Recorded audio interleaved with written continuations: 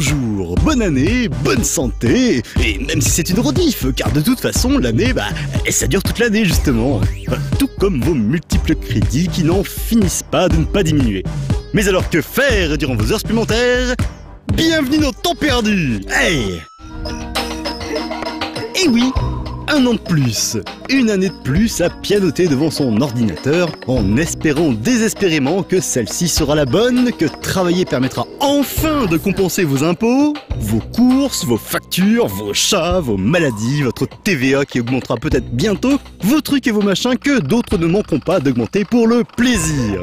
Mais le temps n'est ni au chagrin ni au regret, non, l'heure est à la nouvelle année, à cette splendide 2011 qui s'offre à nous.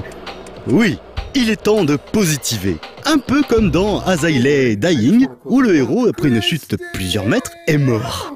Son amie, plutôt sympa, décide alors qu'elle ne peut pas laisser le corps ici parce que sinon les corbeaux vont le manger et il ne sera plus très présentable auprès de ses beaux-parents.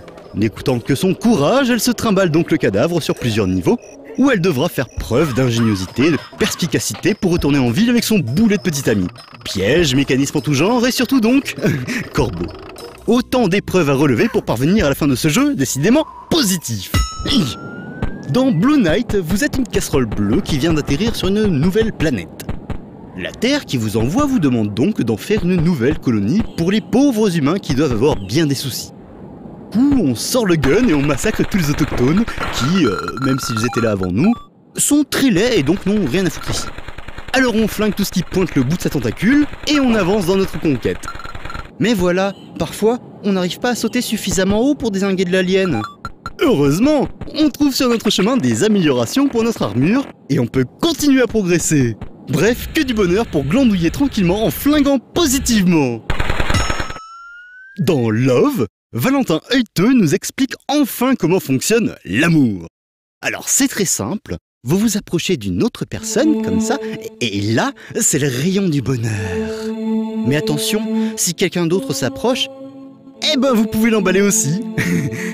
Mais si encore une autre personne arrive, pareil, des rayons de bonheur. Ouh. Alors de temps en temps, il y en a qui sont super speed et qui arrivent à toute berzingue pour foutre le bordel dans vos petits échanges amoureux. Mais ce ne sont que des jaloux qu'il suffit d'éviter habilement, hop, tout en continuant vos petites sauteries avec d'autres personnes. Résumons donc, l'amour pour Valentin, ce sont donc des parties à plusieurs qui ne durent que le temps qu'une autre personne s'en mêle. De la morale super positive, dites donc. Enfin, dans Colm, vous êtes un robot tout cassé. Mais heureusement, maman est là et va vous aider.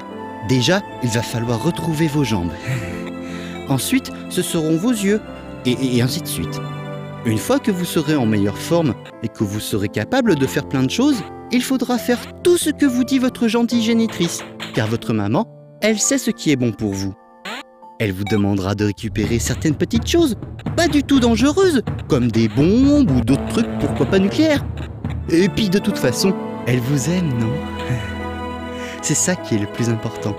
Et comme tout est positif en ce bas monde, ça n'est pas important qu'à la fin elle vous enfonce en... Pour gagner plus, jouer plus. Oui, il faudrait voir à pas l'oublier parce que le positif, ça va bien 2 minutes, mais après...